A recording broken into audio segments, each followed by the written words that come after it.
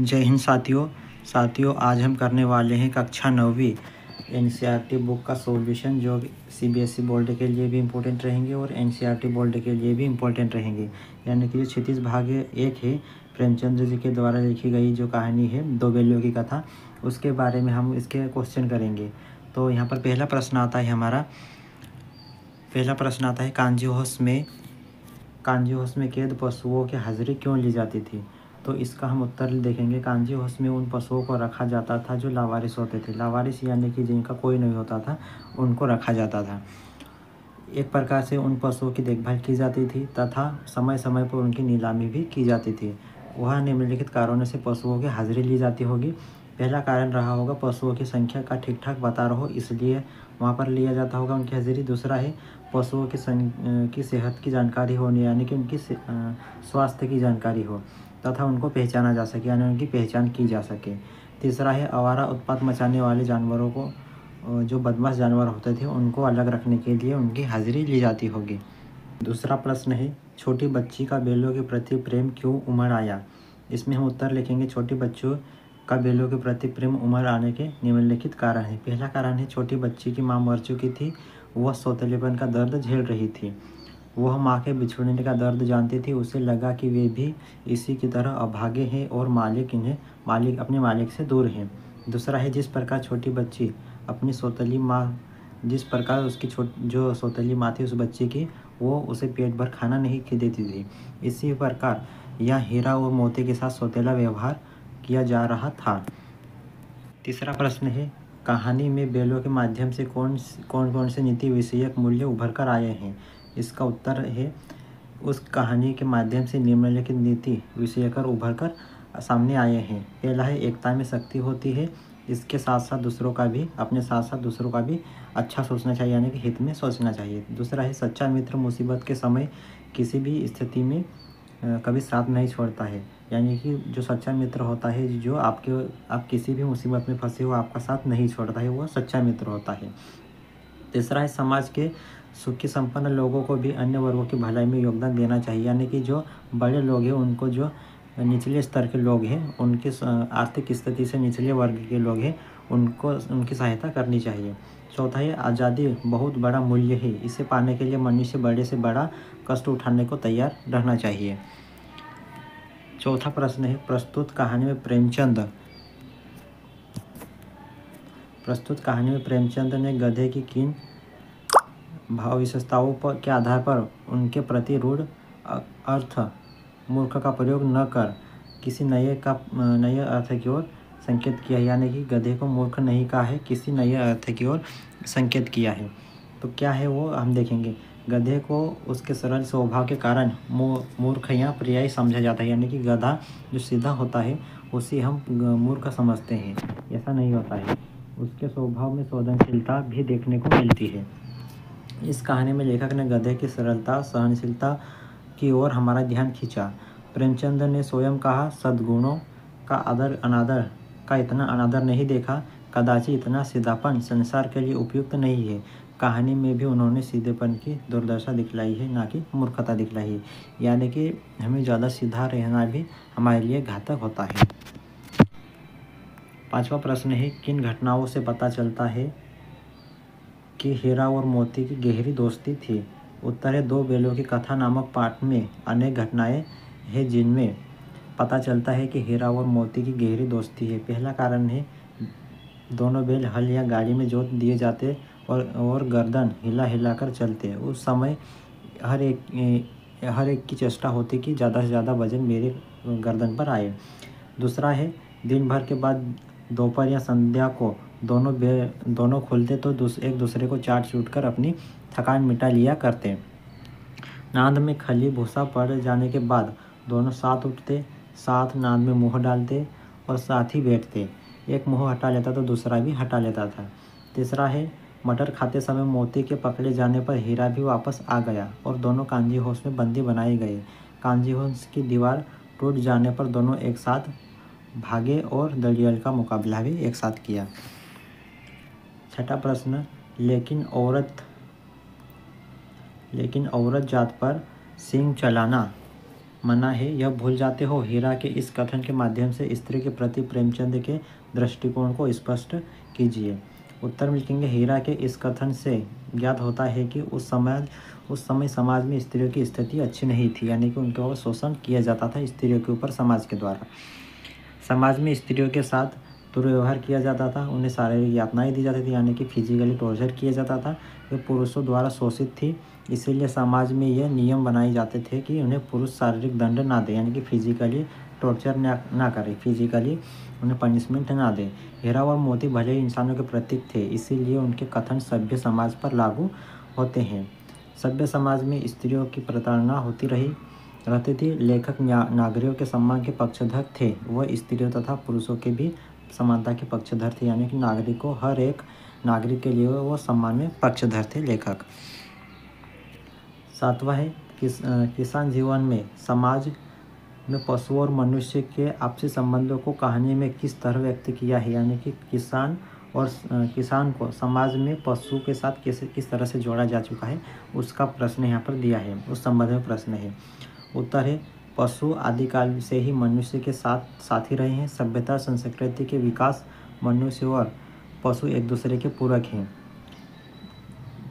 किसान के लिए पशु वरदान के समान है। किसान हल चलाने, बोझ ढोने, पानी खींचने तथा सवारी करने के लिए पशु का प्रयोग करते हैं। झूरी हीरा और मोती को अपने बच्चों की तरह स्नेह करता था, वह अपने आंखों से दूर नहीं करना चाहता था। उससे पता चलता कि किसान पशुओं से मानवीय व्यवहार करते हैं। किसान पशुओं को घर के सदस्य की भांति प्रेम करते रहे और पशु अपने स्वामी के लिए जी जान देने को तैयार थे। 8वां प्रश्न है, इतना तो हो ही गया है गया कि 9-10 प्राणियों की जान बच गई, वे सब तो आशीर्वाद देंगे। मोती के इस कथन से आलोक में इसकी विशेषता बताइए। उत्तर है, मोती के उक्त कथन के आलोक में उसकी निम्नलिखित विशेषताएं प्रकट होती है। पहला कथन है, मोती का स्वभाव उग्र होते हुए भी वह दयालु था। दूसरा, मोती सच्चा मित्र है, वह मुसीबत के समय अपने मित्र हीरा के साथ छोड़कर नहीं गया है। तीसरा, मोती परोपकारी और बुद्धिमान है, तभी तो वो कांजियों से बंद जानवरों की जान बचाता है। चौथा, मोती साहसी है, वह हीरा की मदद से सांड को पराजित करता है, यानी कि हीरा की मदद के लिए वो सांड को भी हरा देता है मोती। 5वां पॉइंट है, मोती अत्याचारी का विरोधी है, इसलिए कांजीहोस के दीवार तोड़कर विरोध प्रकट करता है। क्या है, आशय स्पष्ट करना है। 9/1 में आशय स्पष्ट करना है। आशय है कि उनमें कोई भी ऐसी गुप्त शक्ति थी जिससे जीवों की श्रेष्ठता का दावा करने वाला मनुष्य वंचित है।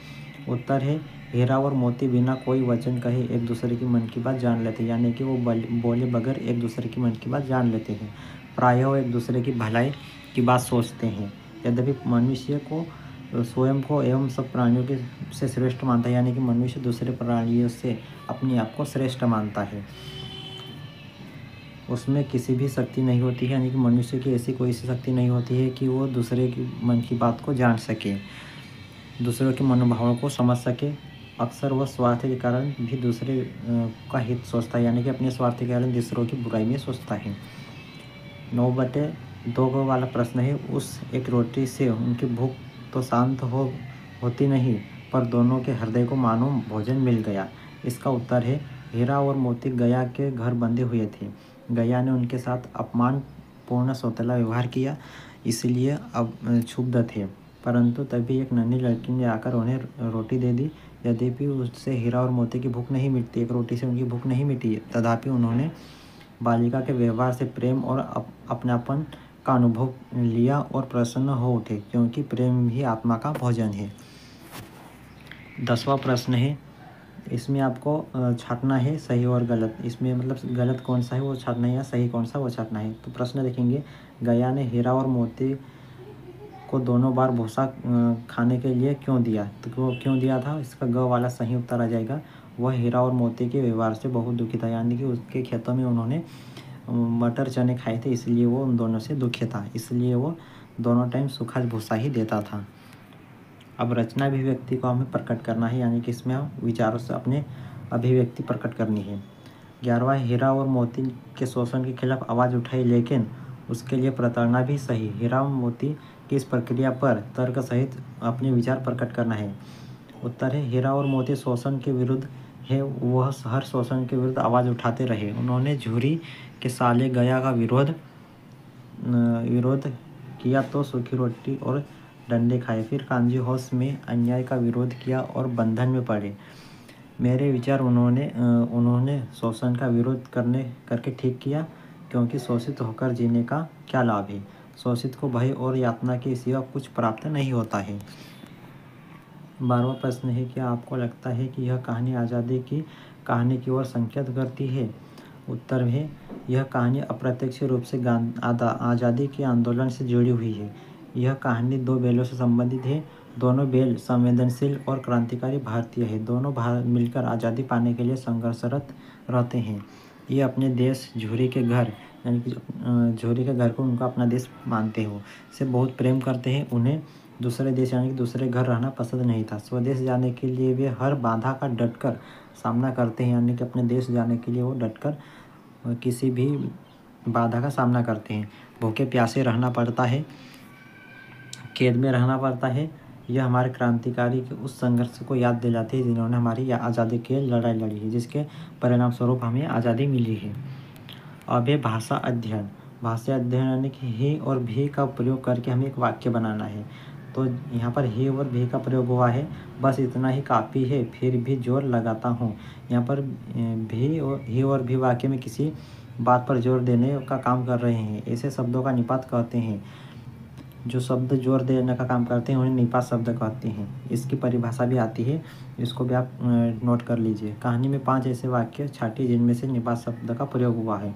तो हम 5 शब्द ऐसे छाटेंगे ही और भी का, जिसमें निपात शब्द का प्रयोग हुआ है, यानी कि जो जोर देने वाले शब्दों का प्रयोग हुआ है। पहला है, एक ही विजय ने उससे संसार की सभ्य जातियों में गण्य बना दिया। यहाँ पर ही आया है, इसलिए यह निपात शब्द है, यानी कि जोर देने का काम कर रहा है। दूसरा है, अवश्य ही, यानी कि जोर देने का काम कर रहा है ही। उनमें कोई ऐसी गुप्त शक्ति था जिससे जीवों में श्रेष्ठता का दावा करने वाला मनुष्य वंचित है। तीसरा है, नाद में खली भूसा पड़ जाने के बाद दोनों साथ ही, यहाँ पर निपात शब्द आया है। उठते हैं साथ नाद में मुँह डालते और साथ ही बैठते, यानी कि ही इसमें निपात शब्द यानी कि जोर देने वाला शब्द है। एक मुँह उठा लेता तो दूसरा भी हटा लेता, यहाँ भी शब्द आया है, ये भी एक निपात शब्द है। 5वां, अभी 4 ही ग्रास खाए थे, दोनों आदमी लाठियाँ लिए दौड़ रहे हैं और दोनों मित्रों को घेर लिया। यहाँ पर ही शब्द आया है, यह क्या है? निपात शब्द यानी कि जोर देने वाला शब्द है। अब हम भी शब्द का प्रयोग करके 5 वाक्य बनाएंगे। यहाँ पहला पॉइंट है, कुत्ता भी बहुत गरीब जानवर है, लेकिन कभी कभी उसे भी क्रोध आ जाता है, किंतु गधे को कभी क्रोध नहीं आता। यहाँ पर भी का प्रयोग हुआ है, यह एक निपात शब्द है। दूसरा है, उसके चेहरे पर स्थायी विषाद स्थायी रूप से छाया रहता है, सुख दुख हानि लाभ किसी भी दशा में बदलते नहीं देखा। यह यहाँ पर निपात शब्द भी आया है। चौथा है, 4 बातें सुनकर गम खा जाते हैं फिर भी बदनाम है, ये भी शब्द है, यह भी एक निपात शब्द है। 5वां, गांव के इतिहास में यह घटना अभूतपूर्व न होने पर भी महत्वपूर्ण थी, भी एक निपात शब्द है, जोर देने वाला शब्द है। 5वां, झूरी इन्हें फूल की छड़ी से भी छूता न था, उससे ठिठकार कर पर दोनों उड़ने लगते थे, यह मार पड़ी। यहाँ पर भी शब्द आया है, ये एक निपात शब्द है। सीबीएसई बोर्ड हो चाहे एनसीईआरटी बोर्ड हो या स्टेट बोर्ड हो, सभी के लिए महत्वपूर्ण रहने वाले हैं। और यहाँ पर हम पहचानेंगे कि मिश्र वाक्य कौन सा है और संयुक्त वाक्य कौन सा वाक्य है, इसके बारे में यहाँ पर समझ लेंगे। 14/1 रचना के आधार पर वाक्य के भेद बताइए, उपवाक्य छाटकर उनके भी भेद लिखिए। वाक्य है, दीवार का गिरना था कि अधमरे से पड़े हुए सभी जानवर चेत गए, ये क्या है? मिश्र वाक्य है। तो मुख्य उपवाक्य क्या है? अधमरे से पड़े हुए सभी जानवर चेत उठे। और गण उपवाक्य क्या है? दीवार का गिरना एक गण वाक्य है। अगला वाक्य है, सहसा एक दड़ियल आदमी है जिसकी आंखें लाल थी और मुद्रा अत्यंत कठोर आया, यह क्या है? मिश्र वाक्य है। मुख्य वाक्य क्या है? सहसा एक दड़ियल आदमी आया, ये एक मुख्य वाक्य है। और गौण उपवाक्य है, जिसकी आंखें लाल थी और मुद्रा अत्यंत कठोर थी। अगला वाक्य है, हीरा ने कहा गया के घर से नायक भागो। ये क्या है? मिश्र वाक्य है। मिश्र वाक्य है यहाँ पर। और इसका मुख्य उपवाक्य है हीरा ने कहा, और गौण उपवाक्य है गया के घर से नायक भागे। अगला वाक्य है मैं बेचूंगा तो बिकेंगे। ये एक मिश्र वाक्य है, यानी कि दो शब्द जोड़ जाते हैं, दो वाक्य जोड़ जाते हैं तो उसे मिश्र वाक्य कहते हैं। मुख्य उपवाक्य क्या है? तो बिकेंगे। और गौण उपवाक्य मैं बेचूंगा, ये क्या है? गौण उपवाक्य। अगला वाक्य है अगर वह मुझे पकड़ता तो मैं बेमारे न छोड़ता। ये क्या है? मिश्र वाक्य। मिश्र वाक्य में यहाँ पर मुख्य वाक्य है मैं बेमारे न छोड़ता, और गण उपवाक्य है अगर वह मुझे पकड़ता। अब क्या है? मुहावरा का वाक्य में प्रयोग करना है। इन सबको ये मुहावरे यहाँ पर दे रखे हैं, इनको क्या है? वाक्य में प्रयोग करना है। तो पहला मुहावरा है मुंह तोड़ जवाब देना। इसका वाक्य बनेगा हमारा भारतीय किसान जी तोड़ मेहनत करते हैं। सॉरी, मैंने मुंह तोड़ बोल दिया, जी तोड़ यहाँ पर काम करना आएगा। ये तो भारतीय किसान जी मुंह तोड़ काम करते हैं। और टाल जाना, सेठ जी नौकर को मदद करने का झूठा आश्वासन देते रहे पर ज़रूरत पड़ने पर टाल गए। यानी कि झूठा वादा करते रहे और आवश्यकता पड़ने पर उन्हें मदद नहीं की। तीसरा मुहावरा है जान से हाथ धोना। इसका वाक्य बनेगा युद्ध में हजारों जवान जान से हाथ धो बैठे। 9-2-11 अगला मुहावरा है 9-2-11 होना। पुलिस के आने की भनक लगते ही चोर 9-2-11 हो गए, यानी कि भाग गए। अगला मुहावरा है ईंट का जवाब पत्थर से देना। इसका वाक्य बनेगा भारतीय खिलाड़ियों ने प्रतिद्वंदी टीम को ईंट का जवाब पत्थर से दिया। तो साथियों, यह थे हमारे एनसीईआरटी का सॉल्यूशन, दो बैलों की कथा का, जो हिंदी में है। तो ऐसे ही वीडियो पाने के लिए हमारे साथ बने रहिए। जय हिंद।